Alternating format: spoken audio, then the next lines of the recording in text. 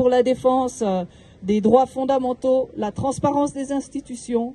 Son engagement citoyen est salué en Suisse romande, dans toute la Suisse. Je vous prie d'accueillir Madame Michèle Caillé.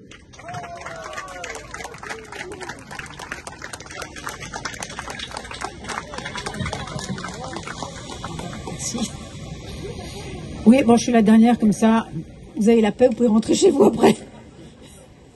Bon, je vais remettre une dernière couche sur l'OMS quand même. Hein. C'est quand même pour ça qu'on est venu aujourd'hui, vous êtes d'accord, hein? Alors, pour moi, l'OMS, c'est le cheval de Troie d'un nouvel autoritarisme sanitaire. Alors, depuis des décennies, on maltraite l'humanité, hein, c'est pas nouveau. On nous empoisonne lentement avec les pesticides cancérigènes dans nos assiettes, avec les particules fines dans nos poumons, avec les perturbateurs endocriniens dans nos bouteilles de plastique. Qu'est-ce qu'on fait encore? Ben, on réduit l'accès aux soins, on ferme des hôpitaux, on a des médecins surmenés, on a des consultations débordées, et en même temps on nous vend une qualité de vie. Ah oui, formidable, la qualité de vie, elle est vraiment en chute libre. Stress chronique au travail, burn-out généralisé, on entend que ça, les gens déprimés. Et puis, si vous regardez chez les enfants, il y a de plus en plus d'enfants qui sont autistes. Vous avez la fertilité qui chute. Vous avez la mortalité infantile qui au mieux stagne, voire elle monte. Et puis tout ça malgré tous ces progrès technologiques qu'on nous vante à longueur de temps. Alors bon, j'ai envie de dire OMS, Organisation mondiale de la santé. Mais elle est où l'OMS dans ce désastre? Elle est où? Absente, silencieuse sur toutes ces questions. Parce que finalement, pour cette organisation qui est financée, je vais encore le répéter, à 80% par des acteurs privés non élus, il faut quand même le dire, donc la démocratie au secours, par la fondation. Voilà, ah, vous commencez à devenir bon, non? C'est bien ça, c'est bien, vous avez appris la leçon. Hein? Eh bien, ça ne sert pas à la santé, ça sert uniquement à mettre de l'argent dans les caisses de toujours les mêmes. Toujours les mêmes. Qui sont-ils? Ceux qui contrôlent l'agroalimentaire, donc ce qu'ils mettent dans notre assiette, l'industrie pharmaceutique, donc les médicaments pas forcément très recommandables avec lesquels on veut nous soigner, et puis eh bien, les géants de la tech. Et puis derrière ce discours de sécurité, vous entendez bien ce mot, sécurité sanitaire mondiale, que se cache-t-il là derrière? Eh bien plutôt le contrôle total des populations. La pandémie, le piège de la pandémie permanente. Alors, on va reparler un petit peu du traité. Dans ce traité, et même dans le règlement sanitaire international, vous savez que la définition de la pandémie, elle a changé. Il n'y a plus besoin d'avoir une grande mortalité, hein. Ça, c'est pas utile, non. Et puis là, on peut déclencher l'état d'urgence. Et vous avez Monsieur Tedros, qui tout seul, hein, il demande à personne. D'ailleurs, il nous a fait le coup en 2023, sauf erreur, avec la variole du singe. Vous vous souvenez de la variole du singe? Bon, ça n'a pas fonctionné, hein, mais bon, il nous a fait le coup, là, mon Dieu, une pandémie arrive. Donc c'est bien depuis dans le pandémie, c'est une urgence. Et puis même si elle est juste potentielle, il faudrait quand même avertir la population, on ne sait jamais, ça pourrait être grave. Hein. Donc en fait, on est en urgence permanente, si on y réfléchit. État d'urgence permanente. Et, comme vous le savez, c'est celui qui déclare l'urgence qui prend toutes les mesures. Et quel type de mesures? Ben, on l'a vécu pendant la crise sanitaire. Des mesures liberticides, comme quoi? Comme les confinements. Ah super, les lockdowns, hein, qu'est-ce que ça a bien fonctionné. Et puis, qu'est-ce qu'il y a encore? Les magnifiques passes sanitaires. Hein, maintenant, ça sera numérique, ça va être encore mieux. Et puis, je vais faire juste une petite digression parce que ça va être quelque chose de très important qui arrive en Suisse au mois de septembre. Vous savez qu'on a récolté les 55 000 signatures pour l'identité numérique, ou plutôt pour voter pour cette loi, ou contre cette loi, surtout contre cette loi sur l'identité numérique. Donc vous voyez, tout ça se goupille bien. Donc là, on a encore ça qui vient devant nous et qui va, tout ça se combine très très bien.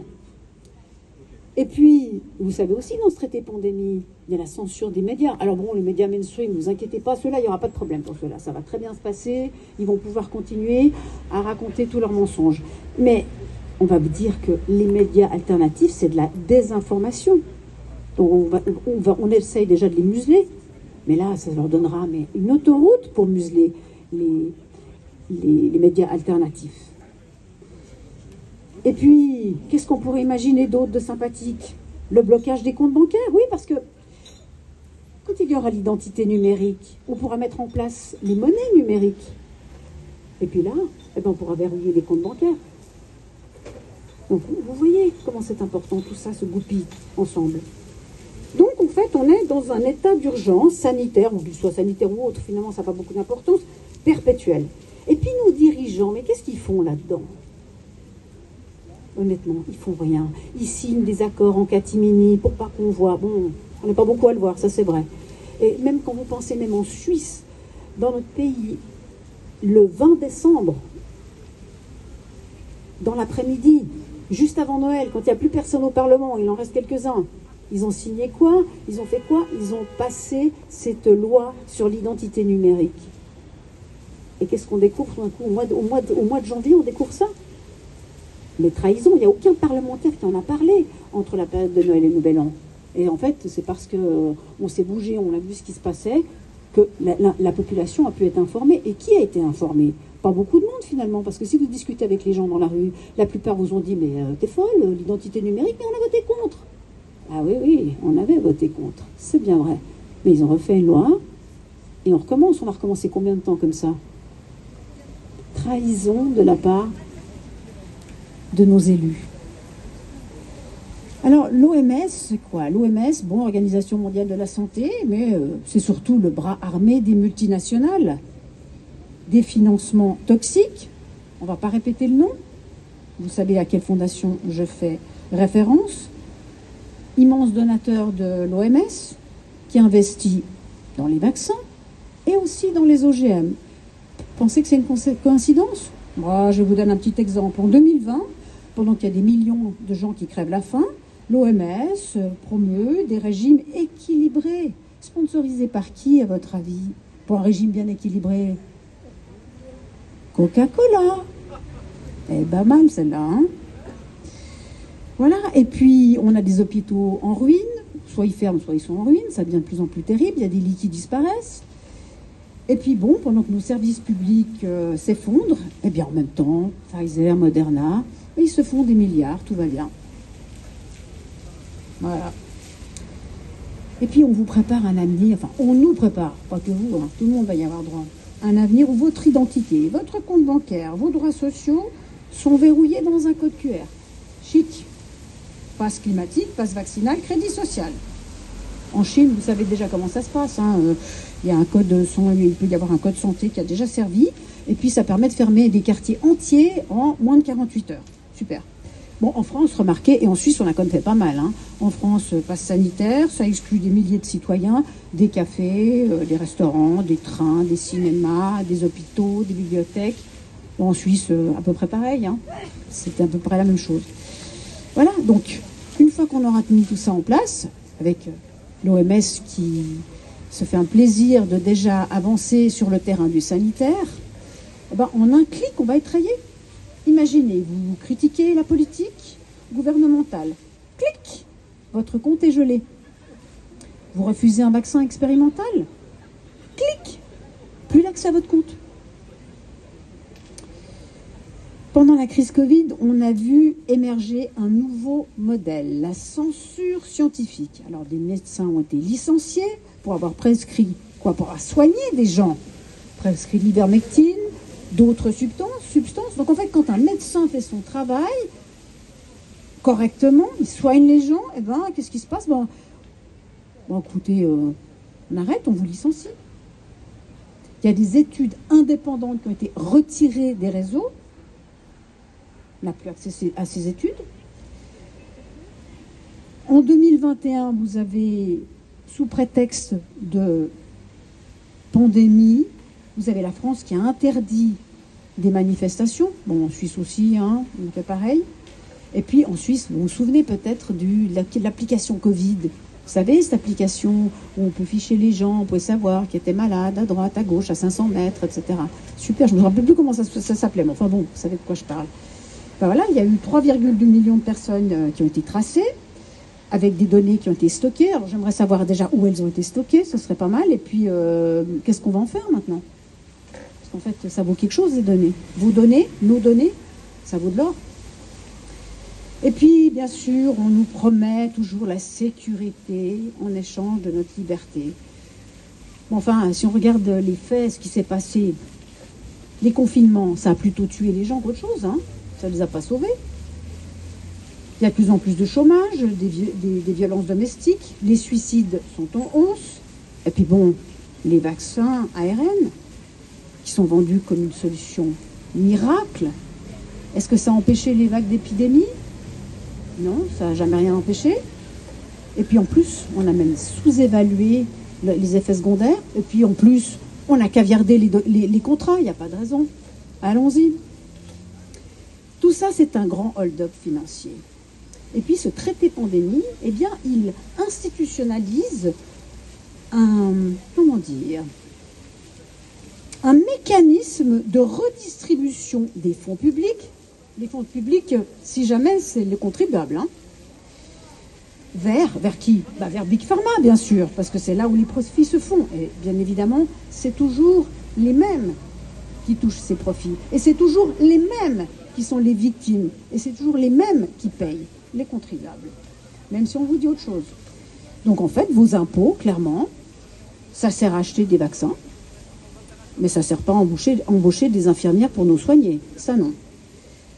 Et puis bon, qui décide des priorités sanitaires?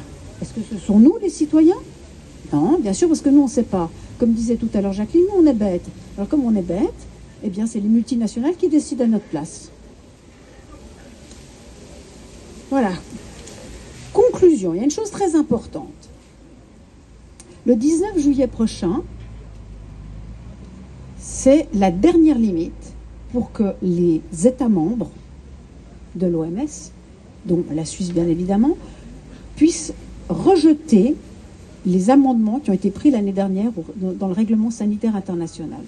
Alors, il y a une pétition qui circule, vous avez dû la voir partout sur les... Alors, essayez de la diffuser un maximum, parce qu'on n'a que jusqu'au 19 juillet, pour que notre gouvernement,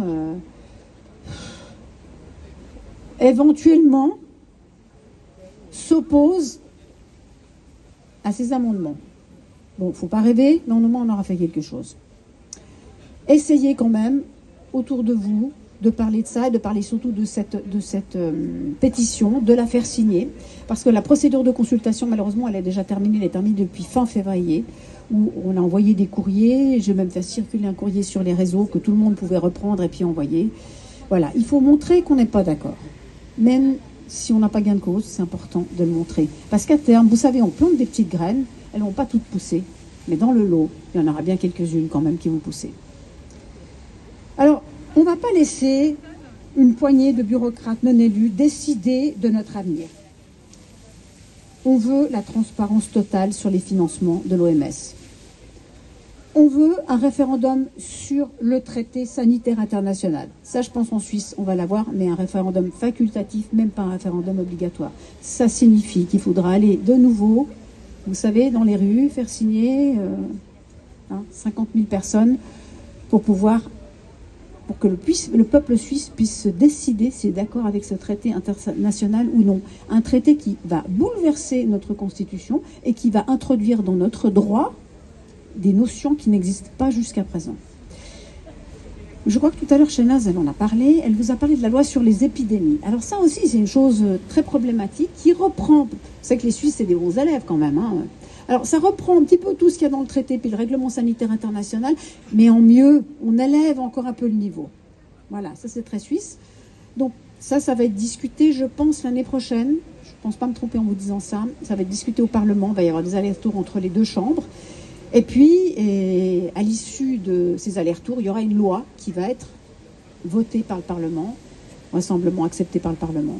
Et puis ensuite, rebelote, on est reparti, on va changer 50 000 signatures. On essaie de convaincre les gens que ça serait bien qu'ils aillent voter. Voilà, ça c'est ce que je peux vous promettre pour l'année prochaine, l'identité numérique, et puis la loi sur les épidémies, le traité. Donc on a vraiment des gros chantiers devant nous. Alors j'aimerais bien dire encore aujourd'hui, c'est que notre combat n'est pas contre la santé, mais contre ceux qui instrumentalisent la santé pour nous asservir. Alors finalement la question, elle est très simple. Est-ce qu'on veut vivre dans un monde où chaque respiration est traquée, où chaque choix médical est contrôlé, où chaque pensée doit être conforme à la propagande d'État? Si la réponse est non, eh bien, levons-nous, parlons, agissons. Merci beaucoup. Et je vous remercie beaucoup pour votre présence aujourd'hui. Merci à tous. J'espère que vous avez passé une bonne après-midi. Il y a encore des sandwichs. Voilà. Et bon retour chez vous. Et je vous dis à bientôt. Bravo. Merci encore.